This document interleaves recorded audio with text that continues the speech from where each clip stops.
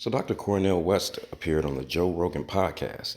And this is kind of a big deal for me, not only because of the fact that it was such a deviation from Rogan's recent departure from comedy, MMA, martial arts insight, the mind, and hood the conspiracy theory into some sort of a platform for dark web stars like Dave Rubin and the disturbingly grating Ben Shapiro.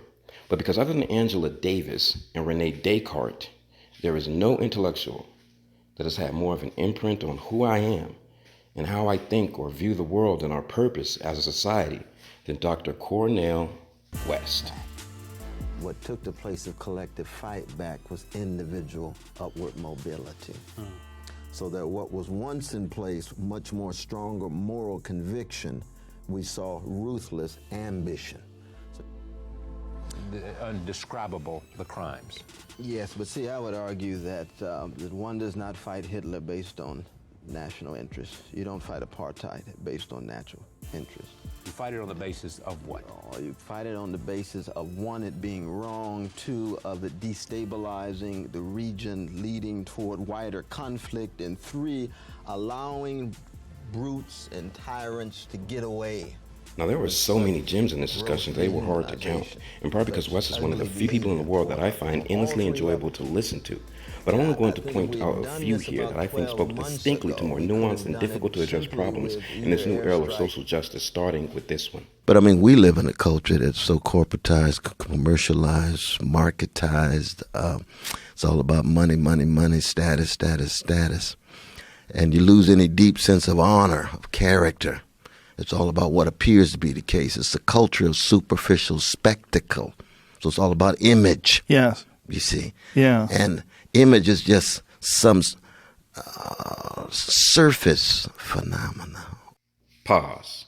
Now I want to talk to you here about some of the ideas presented about image, spectacle, and superficiality. Now, while there are many more obvious forms of the ways in which image, superficiality, and spectacle take place in our world, especially in online media, I like to focus on less obvious forms, like this as compared to this, or this. When it comes to like family and friends, do we really owe them? Do you like? Can I tell y'all my take on this shit? I be like, yo, I don't owe nobody shit. Who you gonna please? I tell people, if you give your cousin 10,000, you give, what you gonna get your aunt? You gonna get your aunt 20 because she babysitted you. Then what you gonna get your grandma? Hey, you gotta man, get your grandma. Hey, man, It's never gonna stop. Care of my you know what I'm saying? Listen, sometimes I don't even enjoy my day, bro.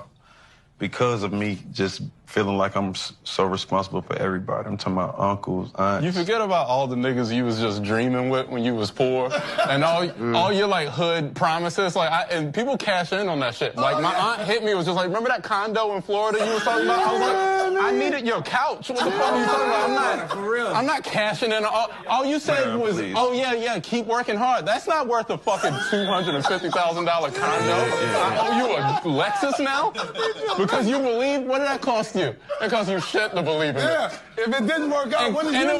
Dr. West, please. See, part of the problem, the American dream, it doesn't go far enough.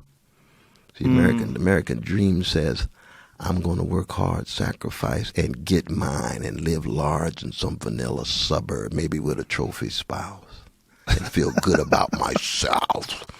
You say nothing wrong with wanting to gain access to resources, nothing wrong with working hard, nothing wrong with living where you want to live.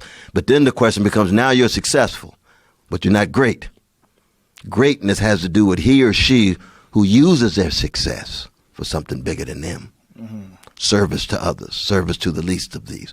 So that the great ones, like the Richard Pryors, you see, not a matter of how much money he made, it's a matter of his soul in his comedy and the love that he left in his legacy. Martin Luther King Jr. died basically a broke man. Gave every penny that he won from the Nobel Prize to the movement. Malcolm X only had $150 in his pocket. Who cares about the richest black person in 1968 and 1965? That's ephemeral. We're talking about deep joy, deep love. We will remember those who raised their voices and said, in the name of something bigger than my ego and my narcissism and my hedonism, and we all have it. We all have it. So, we have to always be self-critical in that regard. We all fall short. The great Samuel Beckett, another great comic writer. Try again, fail better. That's the story of our lives. Revolutions require revolutionary ideas, revolutionary thought. Dr. West calls it fundamental transformation. Fundamental meaning forming a necessary base or core or of central importance. Transformation meaning a dramatic change in form or appearance. The thinking, the ideas around social justice, around social change, around purpose, calling, need to be transformed from ones that call to mind mostly the self to ones that call to mind the self as well as one's community and beyond. What is the point of gaining and attaining resources if it is not to put it back from whence you got it or from whence you came? Indigenous people historically and presently had it, have it right. They live in cohabitative and cooperative relationships with their land and their people. And somewhere along the lines, as we migrated and industrialized, we became obsessed with the very acute idea of individualization. And communal thought went the way of the dinosaurs. Function, purpose, and calling were tied to each other in our past. You could say, I have a gift with my hands. The function is healing. The calling would be doctor. The purpose, healing my tribe and community. Tell me, what's the purpose of having $1 billion? To make another billion? Profit and self-gain have become masters unto their own self. They have no purpose or calling tied to them. You don't want to be a billionaire for any distinctive purpose other than making more billions, other than self-gain. So that when Flint has a water crisis, that at its highest projections is projected to be $2 billion. And we have 585 billionaires in the United States alone. And that's not 585 one billionaires. That's 585 people with varying forms of billions, like Jeff Bezos or the Walmart family, who together, if you combined all of them, would have well over $100 billion, maybe nearing 200. And that's before we get to the other 583 billionaires that exist. Never mind the 11 million varying forms of millionaires that live in the United States alone. And yet this seemingly large crisis that sounds like a lot when you just hear it without the idea or the knowledge of how many people with this kind of money exist in our country. And that problem isn't solved yet. If people got together and pooled their resources for a purpose and for a calling, which is to restore and to help the land and to help the people, their fellow countrymen, a lot of these problems should not and would not exist. They do because we have a fundamental crisis of ethical thought in regards to the way we think about each other, to the way we think about people. And it cannot just be left to just gender and identity. It has to be also tied to the way we are tied to materialism, to the way we are tied to capitalism.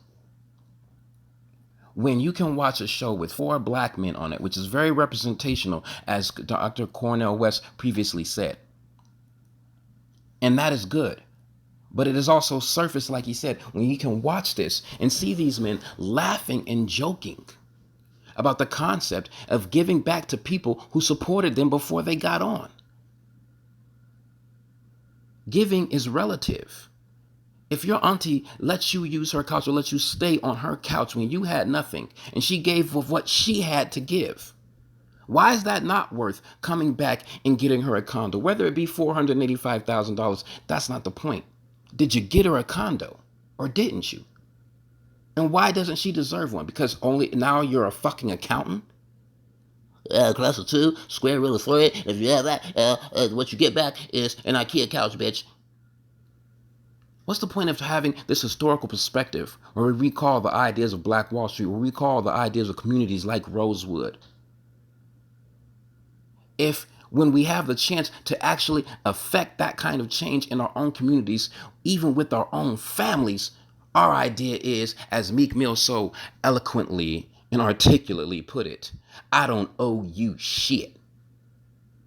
It is that exact mentality that is ruining the core and the fabric of who we are and what we are. as a people and then as a country.